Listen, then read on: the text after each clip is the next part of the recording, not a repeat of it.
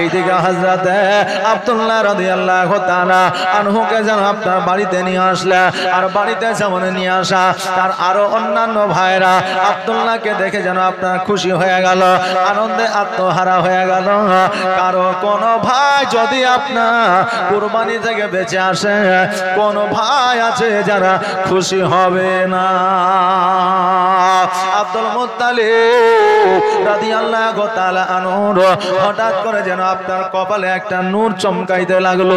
এবার ওই নূরখানা দেখলো, দেখার পরে আব্দুল্লাহ রাদিয়াল্লাহু তাআলা আনহুর ভাইরা বলল, আব্বা গো, আজকে ওই আব্দুল্লাহর কপালে যেন একটা নূর চমকাইতে আছে, আলো, একটা জ্যোতি দেখতে পাওয়া যায়। হযরত আব্দুল মুত্তালিব রাদিয়াল্লাহু তাআলা আনহু সেই আমলে একটা জ্ঞানী ব্যক্তি ছিলেন, বুদ্ধিজীবী ব্যক্তি ছিলেন, সেই আমলে কাবা ঘরের মুতাওয়াল্লি ছিলেন এবং স্বপ্নের তাবিরকারী ছিলেন। জোরে বলেন সুবহানাল্লাহ। ওই আব্দুল মুত্তালিব রাদিয়াল্লাহু তাআলা আনহু জানতে পারলেন, বুঝতে পারলেন, আল্লাহ আমার বেটা যুবক হয়েছে, আমার বেটার বিবাহ দিতে হবে, এটা আমি বুঝে গিয়েছি। আমার সন্তানের কপালে আমার নবীর নূর চমকাইতে আছে। জোরে বলেন সুবহানাল্লাহ। একা করে ওই মক্কা নগরের মানুষেরা, মক্কা নগরের মহিলারা জানতে পারলো, বুঝতে পারলো, আখেরি নবী, আখেরি পয়গম্বরের বাবা আব্দুল্লাহ হবে। এই জন্য অনেক নারী আব্দুল্লাহকে প্রস্তাব বিবাহের দিয়েছিল, প্রেমের প্রস্তাব দিয়েছিল, ভালোবাসার প্রস্তাব দিয়েছিল। আব্দুল্লাহ রাদিয়াল্লাহু তাআলা আনহু বলেছিলেন, শোনো রে,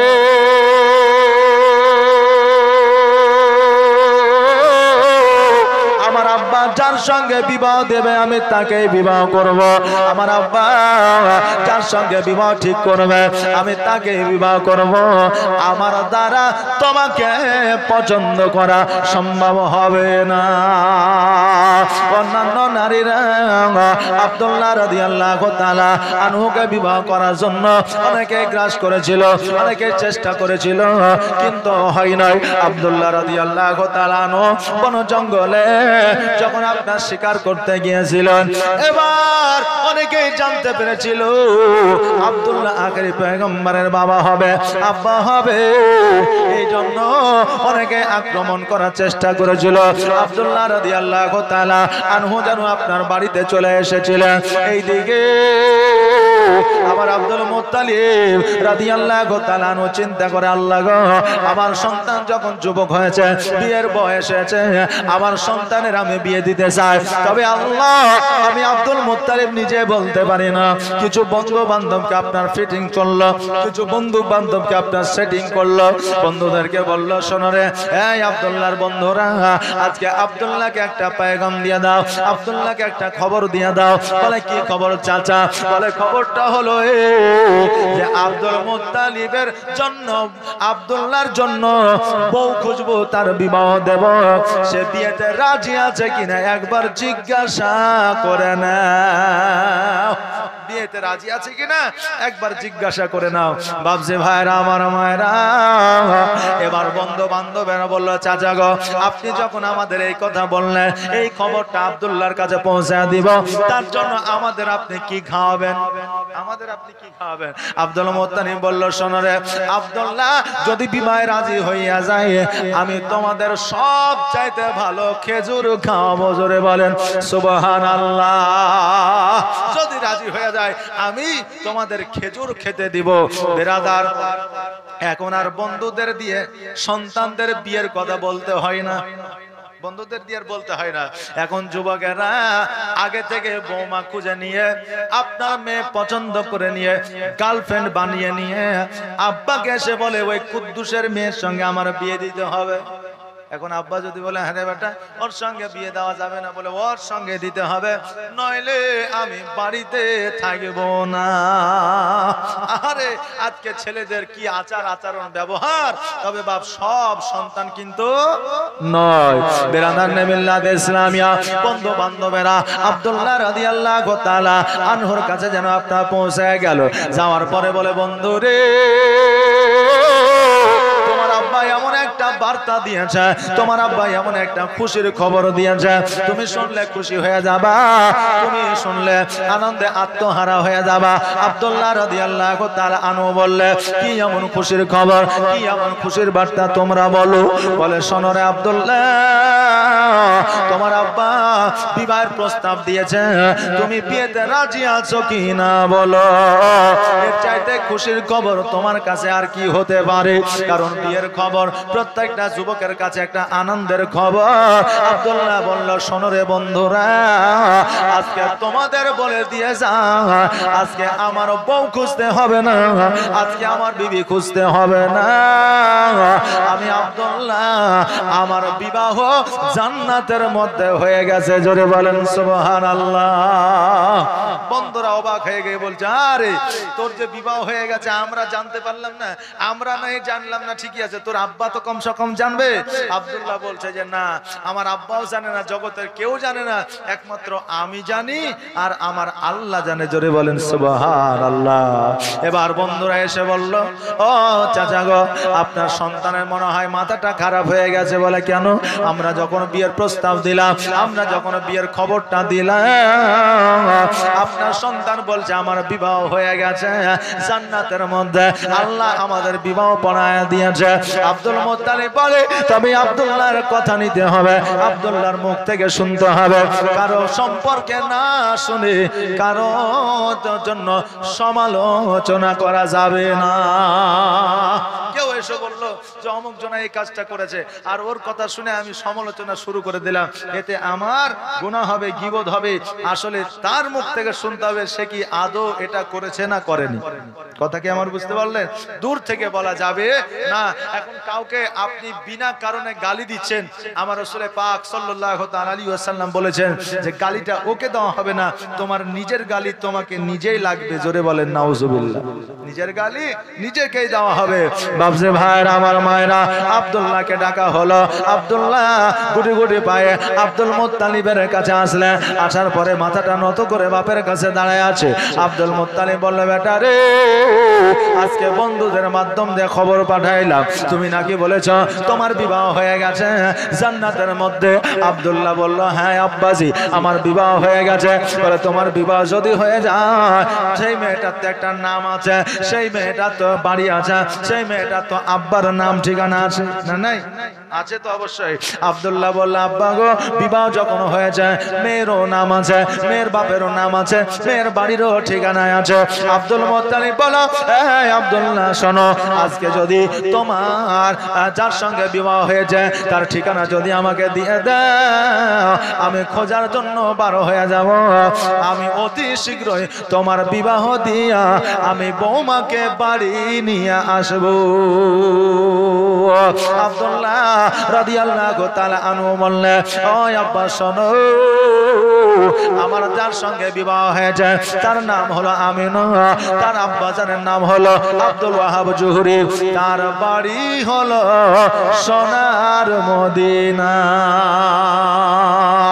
আব্দুল মুত্তালিব রাদিয়াল্লাহু তাআলা আনহু যেন বাবা এই দেখেন আপনার খবরটা লইয়া আপনার অতি শীঘ্রই বাহির হয়ে গেল, মদিনাতুল মুনাওয়ারা হাজির হয়ে গেলেন। হাজির হয়ে যাওয়ার পরে আব্দুল ওয়াহাব জোহরের বাড়িতে যাইয়া দরওয়াজায় ঠকা দিয়া বলল, বাড়িতে কে আছো গো, দরওয়াজাটা একটু খুলবে। আব্দুল ওয়াহাব জোহরি দরওয়াজাটা খুললেন। খোলার পরে বললেন, আপনার নাম কি, আপনার পরিচয়টা কি, কোথা থেকে এসেছেন, এর আগে তো আপনাকে কখনো দেখি নাই। আব্দুল মুত্তালিব বলল, শোনো, আমার নাম হলো আব্দুল মুত্তালিব। আব্দুল ওয়াহাব জোহরি বলল, তবে আপনার বাড়ি কি মক্কায়? বলে হ্যাঁ। আপনি কি কামা ঘরের মুতাওয়াল্লি? বলে হ্যাঁ। আব্দুল মুত্তালিব, আপনার নাম আমি অনেক শুনেছি কিন্তু আপনাকে কোনোদিন দেখি না, আজকে আপনি আমার বাড়িতে এসেছেন, আমার ভাগ্যের দুয়ার খুলে গেছে। ওগো আব্দুল মুত্তালিব, আজকে আমার বাড়িতে কি মনে করে এসেছ? এবার আব্দুল মুত্তালিব বললেন, আপনার নাম কি আব্দুল ওয়াহাব জোহরি? বলে হ্যাঁ। বলে আপনার কন্যা আছে? বলে হ্যাঁ আছে। বলে আপনার কন্যার নাম কি? বলে আমিনা। আব্দুল মুত্তালিব বলতেছে, আব্দুল ওয়াহাব জহুরি, আপনার কন্যার সঙ্গে আমার সন্তানের বিবাহ হয়ে গেছে, তাই আমি আমার বৌমাকে নেওয়ার জন্য এসেছি। জোরে বলেন সুবহানাল্লাহ। আব্দুল ওয়াহাব জহুরি বলে, আব্দুল মুত্তালিব, আমার সন্তান আমি জানতে পারলাম না, আমার কন্যা আমি জানি না, তবে আমার কন্যাকে একবার জিজ্ঞাসা করে নিয়ে দাঁড়ায় যাও। এবার আব্দুল ওয়াহাব জহুরি যখন বাড়ির মধ্যে প্রবেশ করেছে, আব্দুল মুত্তালিবের নামখানা আমিনাকে যেমনই বলেছে, অমনি মা আমিনা বলতেছে, আব্বা গো, আমার কাছে পরে শুনবেন কথা, আগে আমার শ্বশুর আব্বা আব্দুল মুত্তালিবকে ঘরের মধ্যে নিয়ে আসে, মেহমানদারি করেন, ওযু করার পানি দেন, কিছু নাস্তা দেন, তারপরে আমি আপনার সঙ্গে কথা বলবো। জলদি করে আব্দুল মুত্তালিবকে ঘরের মধ্যে নিয়ে আসলেন, হুজরাখানা নিয়ে আসলেন, পানি দিলেন, হাত মুখ ধুলেন, খাবার দিলেন, কিছু নাস্তা খাবার খাইলে আমার মা আমিনাকে যাইয়া বলে, আমিনা, তোমার বিবাহ নাকি জান্নাতের মধ্যে হয়ে গেছে, এটা কি সত্য রে মা? আমিনা রাদিয়াল্লাহু তাআলা আনহা বললে, আব্বা গো, এটা আলবাত্তা সত্য, আমার বিবাহ আল্লাহ জান্নাতের মধ্যে পড়ায়া দিয়েছে। আমার যে স্বামী, তার নাম হলো আব্দুল্লাহ, তার বাপের নাম হলো আব্দুল মুত্তালিব, আমার শ্বশুর বাড়ি হলো মক্কা। আব্দুল ওয়াহাব জহুরি বুঝে নিলেন, জেনে নিলেন, আর বুঝতে বাকি রইল না। আব্দুল ওয়াহাব জহুরি এবার যেন আপনার বাড়িতে আসলে, বাইরে আসলে, আসার পরে আব্দুল মুত্তালিবকে বলে, ওই আব্দুল মুত্তালিব, কাবা ঘরের মুতাওয়াল্লি, আমার মেয়ের বিবাহ হয়েছে, এটাই আমি খবর পেয়ে গেছি, তবে শোনো, এইভাবে তো আমার কন্যাকে পাঠাবো না, আমার জামাতা আব্দুল্লাহকে নিয়ে আসবে, সঙ্গে করে বরযাত্রী নিয়ে আসবে, আর একসঙ্গে একটু আনন্দ করে আমার কন্যাকে তোমার বাড়িতে পাঠাইবো। জোরে বলেন সুবহানাল্লাহ। শরীয়তের মধ্যে লেখা আছে, বিবাহে আনন্দ করো, আহ্লাদ করো, তবে ঢোল বাজনা বাজিও নয়, ডিজে বাজিও নয়, গীত গেয়ে নয়, নারী পুরুষ একসঙ্গে, আপনার নারী পুরুষ একসঙ্গে ড্যান্স করে নয়, নারী পুরুষ একসঙ্গে আপনার হুলি খেলে নয়, নারী পুরুষ এরকে ঠাট্টা করে নয়, কারণ এইগুলো শরীয়তের মধ্যে বিলকুল হারাম রয়েছে। জোরে বলেন নাউজুবিল্লাহ।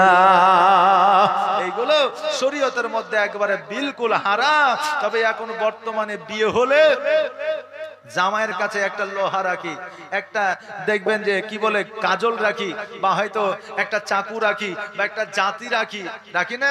আপনাদের দেশে হয়তো হয় না, অনেক জায়গায় রাখে। বলে কেন? বলে জামাইয়ের উপরে নজর লেগে যাবে, জামাইকে কেউ হয়তো আক্রমণ করে দিবে। এই মুসলমান, এগুলো ইসলামিক শরীয়তের কোনো বিধান না।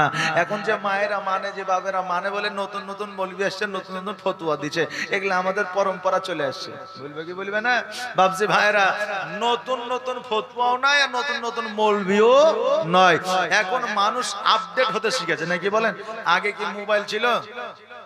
জি, এখন যদি বলেন মোবাইল নতুন এসছে, চালাবো না, লস কার হবে? আপনার হবে। ক্ষতি কার হবে? আপনার হবে। তো এখন অনেকেই আপডেট। আগে এত কিতাব কেনার মতো পয়সা মানুষের কাছে ছিল না, এই জন্য তো আগে আপনার মসজিদে ইমামতি করতো যারা অল্প শিক্ষিত, মৌলবি পাস করেনি, আমাদনামা ফেল, যাদেরকে বলা হয় মুন্সি, বলে কি বলে না? আর এখন মুফতি, মুহাদ্দিস আছে না নাই? আছে। এখন অনেক কিতাব কেনার মতো সামর্থ্য মানুষের আছে, কিতাব কিনতে পারছে, পড়তেও পারছে। এই যে এই সমস্ত যে প্রথাগুলো আছে, এগুলো আমাদের জন্য শরীয়ত মতে বিলকুল হারাম করা যাবে না। আপনার পুরুষ মালা পড়তে পাবে না, আপনার সোনার আংটি পড়তে পাবে না, তারপরে কান ফোড়াতে পাবে না, আপনার আলতা পড়তে পাবে না, মেহেন্দি লাগাতে পাবে না, বেরাদার নাক ফোড়াতে পারবে না। এখনকার ছেলেরা বললেন এমন, বুঝলেন, এই কানে কান ফুড়াইছে, দুই কান্দে বিটি ছেলের মতো। এখন মেয়েদের মতো আপনার এই নাকটা ফুড়াইতে পারছে না, এই তাদের কপাল, নাকি বলে? তবে কান যখন ফুড়িয়ে দিয়েছে, তখন নাকও একদিন ফুড়াবে, নাকি? নাকও একদিন ফুড়াবে। ইসলামিয়া এগুলো করা যাবে না। রাত্রে বেলায় আপনার জামাইকে এক জায়গায় বসিয়ে দিয়েছে, আর বান্না মেরে নিয়েছে হাঁটুর উপরে কাপড়, আর আপনার জুয়ান জুয়ান ভাবিরা এসে আপনার হলদি মাখাচ্ছে, পাশে পাশে অন্যান্য ভাবিরা থাবড়ি বাজাচ্ছে আর গীত গাইছে। হয় কি হয় না?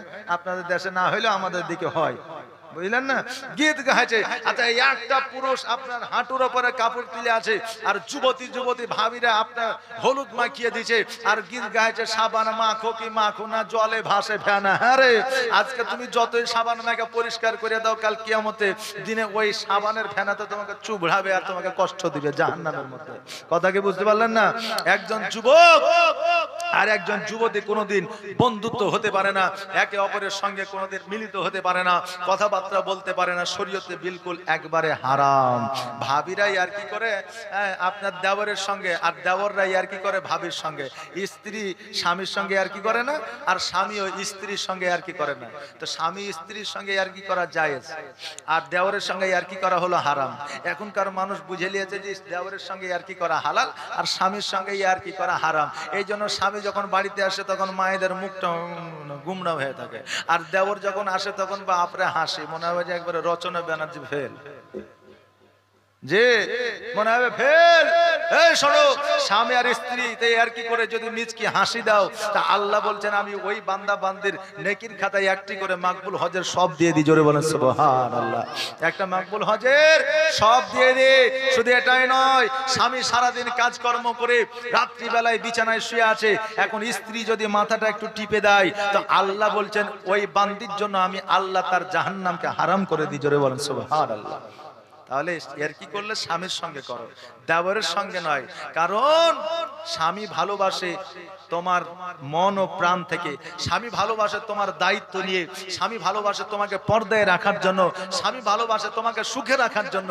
আর দেওর যদি ভালোবাসে তো তোমাকে ভক্ষণ করার জন্য, দেওর যদি ভালোবাসে তো তোমার শরীরকে ভালোবাসে, দেওর যদি ভালোবাসে তোমার চেহারাকে ভালোবাসে, দেওর যদি ভালোবাসে তোমার পোশাককে ভালোবাসে। বেরাদার, শুনতে খারাপ লাগলেও এটাই কিন্তু বাস্তব, শুনতে খারাপ লাগলেও এটাই বাস্তব। তো আমি বলবো মা এবং বাপজিরা স্বামী আর স্ত্রী দিয়ে আর কি করবেন নাকি পাবেন।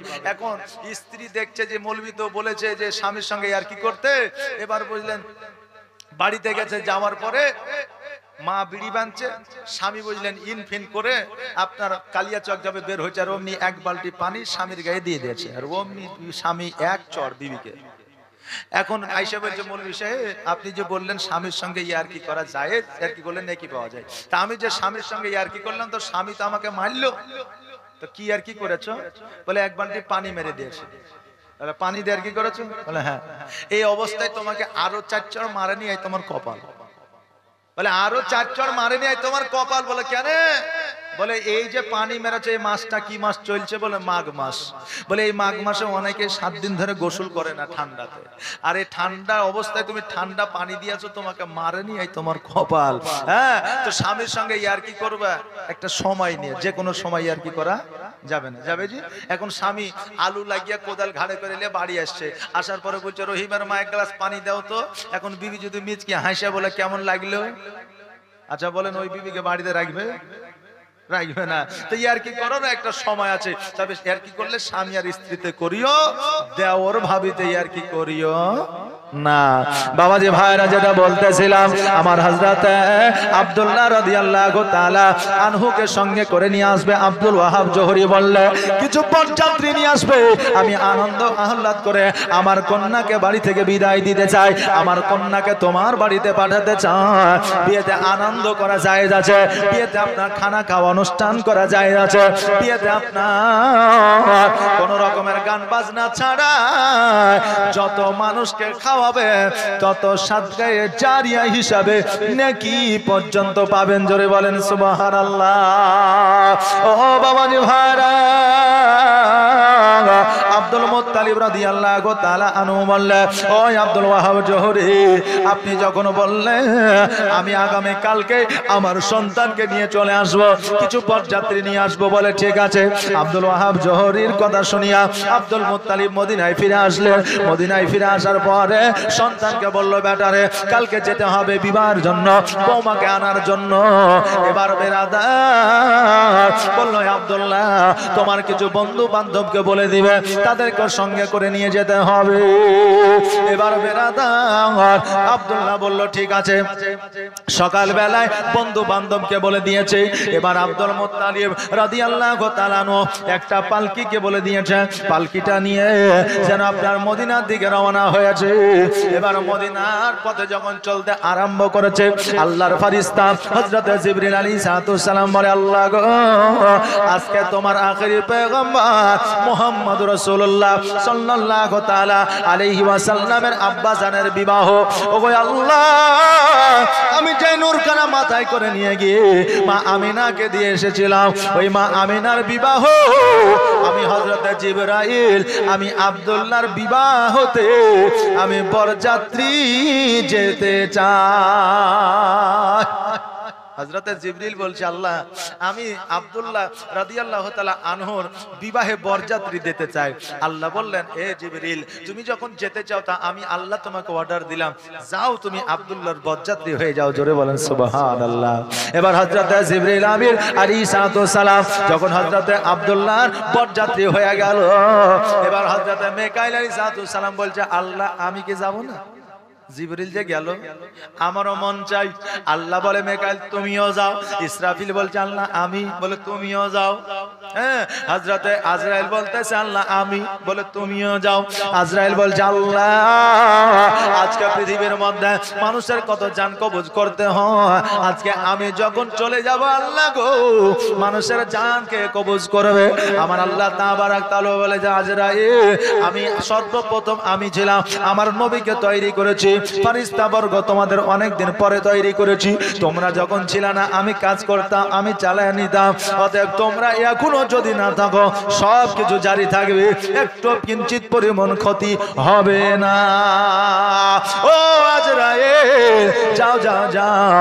আজকে হযরত আব্দুল্লাহ রাদিয়াল্লাহু তাআলা আনহুর যতক্ষণ পর্যন্ত বিয়ে না হবে, ততক্ষণ পর্যন্ত জগতের মধ্যে কারো মৃত্যু হবে না। যতক্ষণ পর্যন্ত বিয়ে না হবে, ততক্ষণ পর্যন্ত মৃত্যু হবে না। আজকে সকল ফেরেশতাকে ছুটি দিয়ে দিলাম। অতএব সব ফেরেশতা হযরতে আব্দুল্লাহ রাদিয়াল্লাহু তাআলা আনহুর বরযাত্রী চলে যাও। জোরে বলেন সুবহানাল্লাহ। আজকে যারা বলে যে নবীর কোনো মানও নাই, শানও নাই, নবী নূরেরও নয়, নবী আগেও ছিল না, পরেও থাকবে না, 63 বছর শুধুমাত্র জীবন যাপন করেছে, জোরে বলেন নাউজুবিল্লাহ। তারা কি এই সিরাতে মুস্তাফা পড়ে না? তারা কি দেখে না? তারা দেখে, পড়ে, কিন্তু তারা ইহুদিদের গোলামি করে তাদের চোখটা বন্ধ হয়ে গেছে, টাকাতে মুখটা বন্ধ হয়ে গেছে। এই জন্য রসুলের বার্তা মানুষের মধ্যে পৌঁছে দিতে তাদের ইতস্তত বোধ মনে হয়। আমি বলবো, আল্লাহ তাদেরকে হেদায়েতের পথটা দেখাও। জোরে বলেন আমিন। বাপজি ভাইরা, সকল ফেরেশতা হাজির হয়ে গেল। এবার সবাইকে ফেরেশতাকে দেখতে পাবে? পাবে যে? পাবে না। ও বেরাদার, আব্দুল্লাহ রাদিয়াল্লাহু তাআলা আনহু উনি জানতে পারলেন আমার বরযাত্রী ফেরেশতা এসেছে। আব্দুল মুত্তালিব জানতে পারলেন আমার সন্তানের বরযাত্রী ফেরেশতারা এসেছে। এবার যখন মদিনায় পৌঁছালেন, কেউ জানতে পারলো না। আমার আমিনা জানতে পারলো যে আল্লাহর ফেরেশতারা আমাকে নেওয়ার জন্য এসেছে। জোরে বলে সুবহানাল্লাহ। আর আমার মদিনায় নিবানি দয়ার নবীজি, আমার মদিনায় নিবানি। সবাই মদিনায় গেল, আমাদেরও মদিনায় যেতে মন চাই কিনা? জি, চাই না? আল্লাহ যেন সকলকে একবার মদিনাকে দর্শন করে। সকলে বলেন আমিন। আমরা বলবো, হুজুর আমাদের তো টাকা নাই, আমি শেষ জীবন পর্যন্ত যদি খাটি তবুও মদিনা যাওয়ার মতো টাকা উপার্জন করতে পারবো না। আচ্ছা বলেন, কোন কিতাবে কি লেখা আছে যে মদিনায় যাওয়ার পরেই শুধু মদিনা দেখা হয়? যে মদিনায় যাওয়ার পরেই শুধু মদিনা দেখা হয় না, আপনি বাড়িতে শুয়ে থেকেও মদিনা দেখতে পাই। জোরে বলেন সুবহানাল্লাহ। বাড়িতে শুয়ে থেকেও মদিনা দেখতে পায়। কারণ হযরতে এই দেখেন 786 টাকা এনামুলের আম্মা দিয়েছে, যে আশায় যে নিয়তে দান করেছে, আল্লাহ যেন সে আশাকে পূর্ণ করে। সকলে বলেন আমিন সুম্মা আমিন। আমার হযরত ওয়াইস কর্ণী জীবনের মধ্যে আসবে, ওয়াইস কর্ণীও জীবনের মধ্যে আসবে। কারণ হইল হযরত ওয়াইস কর্ণী জীবনে কোনোদিন মক্কা যায় নাই, মদিনায় যায় না, নবীকে দর্শন করে নাই, নবীকে দেখে নাই। কিন্তু ওই ওয়াইস কর্ণী বলেছিল, ওমর এমন কোন একটা রাত্রি ছিল না যে রাত্রিতে আমি নবীকে দেখি নাই, সোনার মদিনায় দেখি নাই। জোরে বলেন সুবহানাল্লাহ। কারণ হইল আবার নবীজি ওয়াইস কর্ণীকে বলেছিল, ওয়াইস কর্ণী তোমার মা অসুস্থ, তুমি মদিনায় আসিও না, কারণ তুমি মদিনায় আসলে তোমার মা বেজার হয়ে যাবে, আর তোমার মা যদি বেজার হয়ে যায় তাহলে আমি বেজার হয়ে যাব, আর আমি যদি অখুশি হয়ে যায় আমার আল্লাহ অখুশি হয়ে যাবে। জোরে বলেন সুবহানাল্লাহ। তো জগতের মধ্যে আল্লাহ তাবারাক তাআলা মাকে এক প্রকারের নিয়ামত করে পাঠিয়েছেন। জোরে বলেন সুবহানাল্লাহ।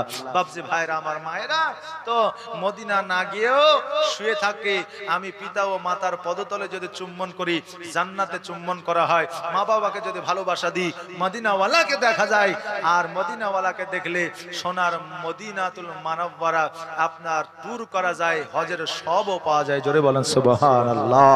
আজকে নবীকে ভালোবাসুন, পিতা মাতাকে ভালোবাসুন, শুয়ে শুয়ে মদিনাতুল মুনাওয়ারা দেখতে পাবেন।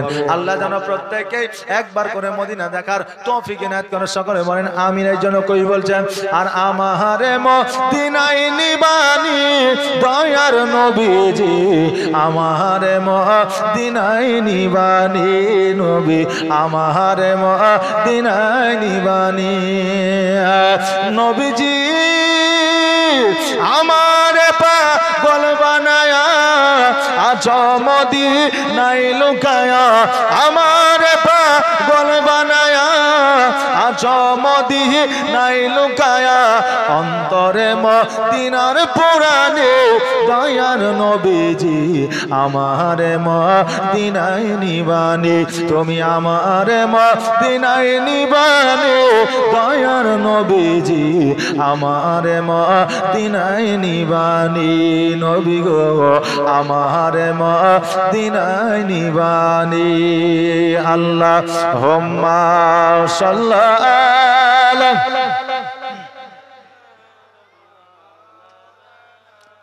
মুহাম্মাদ ওয়া আলা আলি মাওলানা মুহাম্মাদ। ও বাবাজি ভাইরা, আমার আল্লাহ তাবারক তাআলার ফেরেশতারা যখন আব্দুল ওয়াহাব জোহরের বাড়িতে প্রবেশ করেছে, আমিনা দেখে বুঝে গিয়েছে আল্লাহর ফেরেশতারা আমাকে নেওয়ার জন্য এসেছে। এবারে বাবাজি ভাইরা, আব্দুল্লাহ রাদিয়াল্লাহু তাআলা আনহুর বিবাহ যেন হয়ে গেল। আসমানে বিবাহ হয়েছিল, জমিনের মধ্যে বিবাহ হইল। এবার বিবাহ হওয়ার পরে খাওয়া দাওয়া আপনার কমপ্লিট হইল। খাওয়া দাওয়া শুধুমাত্র মানুষ করেছে, কিন্তু আল্লাহর ফেরেশতারা তো খায় না, পেশাবও করে না, পায়খানাও করে না। আল্লাহর ফেরেশতারা কোন প্রকারের খাবার খায় না। তবে একজন ফেরেশতা খাবার খেয়েছিল। কোন ফেরেশতা এটা আপনাদেরকে বলে দিয়ে যাব, আপনারা ইয়াদ করে দিবেন, মনে করে দিবেন। যদি আমি ভুলে যাই, এখন বলে দিলে তার মান ও সম্মান থাকবে না, নাকি বলেন? বলে দেব লাস্টে বেলা। ও বাবারে ভাইরা,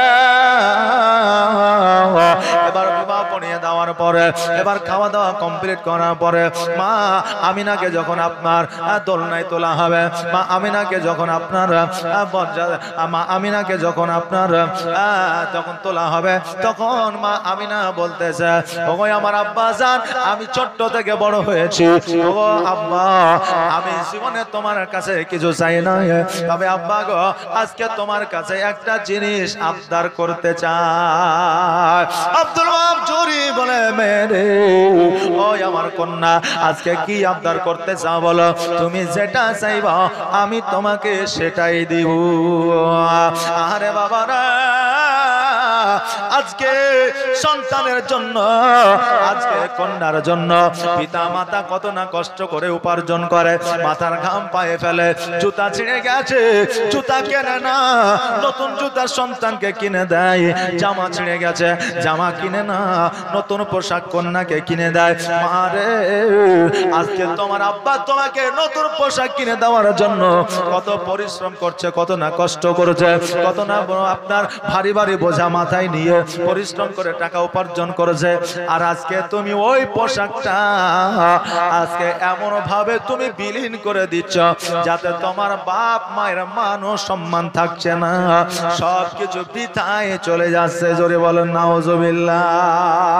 আজকে পিতা কত কষ্ট করে সন্তানকে খুশি করার জন্য কতই না কি করে। এবার আব্দুল ওয়াহাব জোহরি বলল, কন্যা রে, আজকে তুমি যেটা চাইবে আমি সেটাই দেব, শুধু বলো তোমার কি চাই বলো।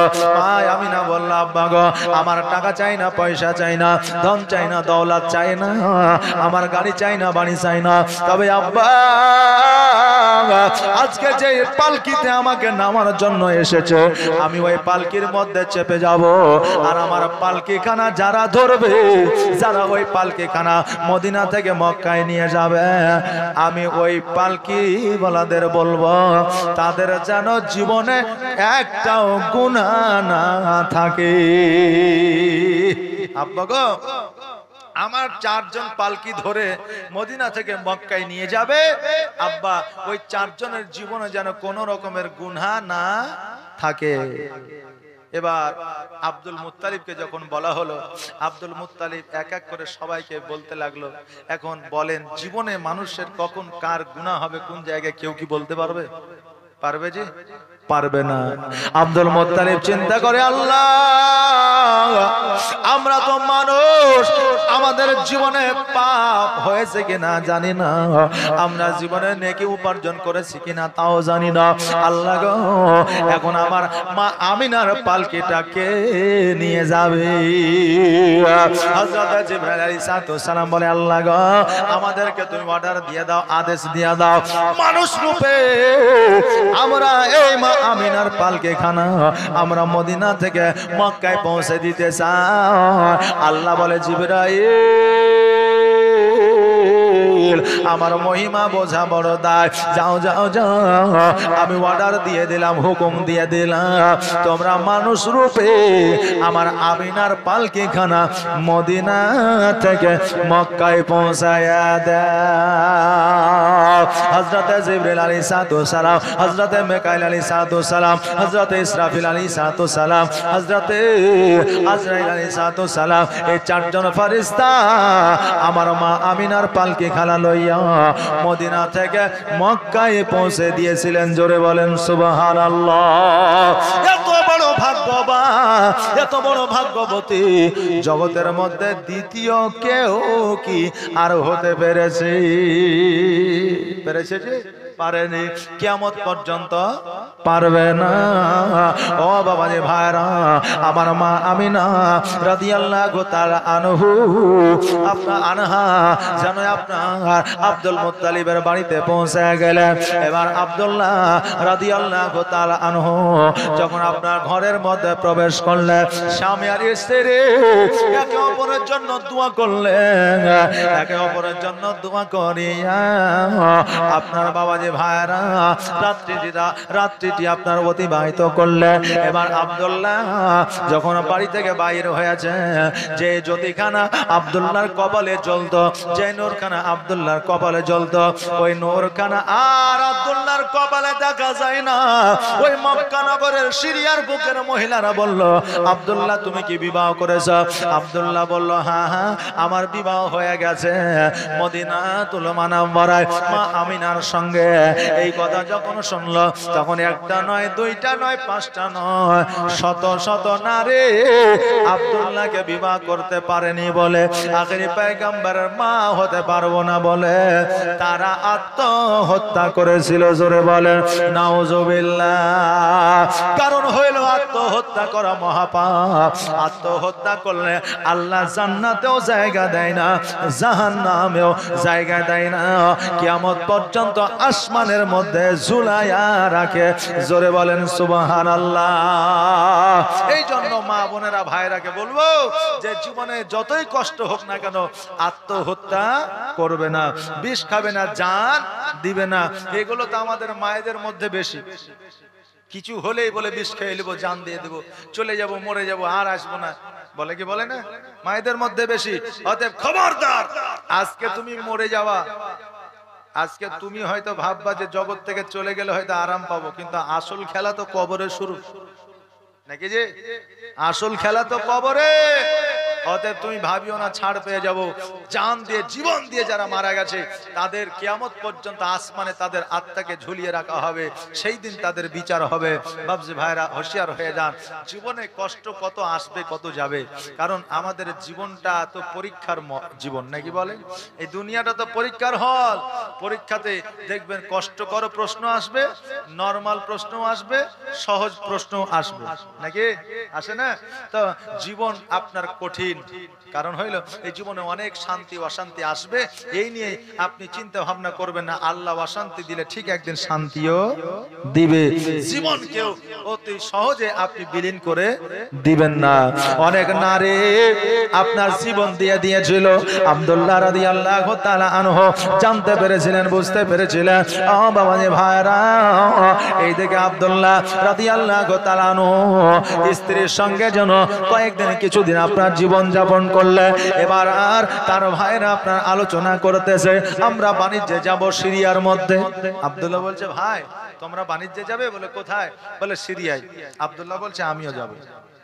এখন ভাইয়েরা বলছে যে আব্দুল্লাহ তুমি ছোট্ট থেকে বড় হয়েছ, জীবনে কোনোদিন বাণিজ্যে যাওনি, জীবনে কোনোদিন ব্যবসায় যাওনি, জীবনে বিদেশে যাওনি, আর আজকে তুমি বাণিজ্যে যাবো বলছো, তোমাকে নিয়ে যাব না? আব্দুল্লাহ করজোড়ে বলল যে না, আমাকে নিয়ে যেতেই হবে। এখন আব্দুল্লাহ বলছে যখন করজোড়ে, তখন তার ভাইরা বলছে আব্বা যদি অর্ডার দেয়, আদেশ দেয় তো নিয়ে যাব, তার আগে নিয়ে যেতে পারবো না, কারণ আমরা তোমাকে ভালোবাসি, আমার আব্বা তোমাকে ভালোবাসে। আর দেখবেন বাড়ির ছোট যারা হয় বেশিরভাগই তাদেরকে কাজে যেতে খুব কম কাজে যেতে দেওয়া হয়, তাই না? কারণ ভাইয়েরাও ভালোবাসে, মা বাবাও বেশি অধিক ভালোবাসে, মানে বাড়ির ছোট। এই জন্য দেখবেন অনেক বাড়ির ছোট ছেলেরা আপনার কাজে কুড়িয়া হয়। কথা বুঝলেন না? কাজে কুড়িয়া হয়, কারণ কুড়িয়ার পেছনে মালিক হচ্ছে বাপ মা আর বড় ভাইয়েরা, যে তারা ওই ছোট ভাইকে আদর করে খাটতে দেয়নি, মাঠে পাঠায়নি, জমিতে পাঠায়নি, হ্যাঁ কাজে পাঠায়নি। এই জন্য কাজের দিক থেকে অলসতা। জীবনটা আমাদের কর্মের দাস, কথা কি বুঝলেন? আমরা এই শরীরটাকে যেমন ভাবে সাজাবো তেমনি ভাবে সাজবে। আমি যদি মনে করি রাত্রে ঘুমাবো না, দিনে ঘুমাবো, তো এমন একটা অভ্যাস হয়ে যাবে, দেখবেন যে রাত্রে আপনার ঘুম আসবে না, দিনেই ঘুম আসবে নাকি বলেন? হ্যাঁ, তো জীবনটা হচ্ছে আপনার কর্মের দাস।